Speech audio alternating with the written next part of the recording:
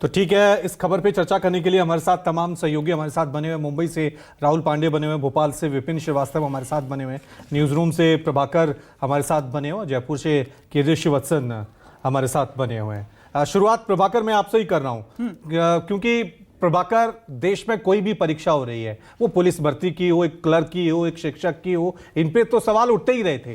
Paper leak का मामला तो उठता ही रहा था, लेकिन ये जो बड़े पेपर थे, जेई, नीट, अब इन पर भी सवाल उठने लग गए हैं।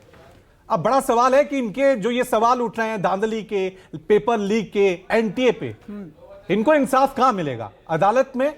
क्या आप सोच रहे हैं? पूरा विश्लेषण आपका क्या है? और बिल्कुल प्रभाकर, इससे जुड़ा एक और सवाल कि कोर्ट की भूमिका इसमें क्या रह सकती है, क्योंकि देखिए सरकार ने साफ कह दिया कि नीट की परीक्षा दोबारा नहीं होगी। तो क्या ये हो सकता है कि अगर कोर्ट इस मामले पर संज्ञान ले तो क्या परीक्षा दोबारा हो सकती है? देखिए, तमाम तरह के क्वेश्चन पेपर, तमाम तरह के परीक्षाओं और तमाम तरह की भर्ती परीक्षाओं के क्वेश्चन पेपर लीक हो रहे हैं। उसमें और इसमें थोड़ा सा अंतर है। उसमें अंतर ये है कि उसमें जो परीक्षा में बैठने वाले परीक्षार्थी होते हैं वो थोड़े मैच्योर्ड होते हैं, थोड़ा देश दुनिया देख समझ लिए होते हैं, थोड़ा धक्का खा लिए होते हैं, थोड़े मजबूत हो चुके रहते हैं। लेकिन एनटीए में जो बैठने वाले, नीट और जेई के एग्जाम में बैठने वाले जो बच्चे होते हैं, अभी अभी स्कूल से बाहर गए होते हैं, अभी अभी स्कूल क्लियर करके आए होते हैं, मासूम होते हैं, अबोध होते हैं, और उनको इस तरह का अगर सेटबैक लगता है कि जिसके लिए अगर वो सोच रहा है कोई लड़का कि उसे डॉक्टर बनना है, तो वो 5 साल पहले से सोचना शुरू कर देता है। हाई स्कूल में जाने से पहले वो जाके कोचिंग करना शुरू कर देता है, और वो जब एग्जाम देने जाता है तो पता चलता है कि एग्जामिनेशन से एग्जाम दे के बाहर आया तो पता चलता है कि खबर आती है कि शायद पेपर लीक हो गया। ऐसा ही हुआ था यहां पर भी। जिस दिन एग्जाम हुआ था उसी दिन यह खबर आई कि पेपर लीक हो गया। पहली खबर पटना से आई थी। एनटीए ने कह दिया कहीं कुछ नहीं, ऑल इज वेल।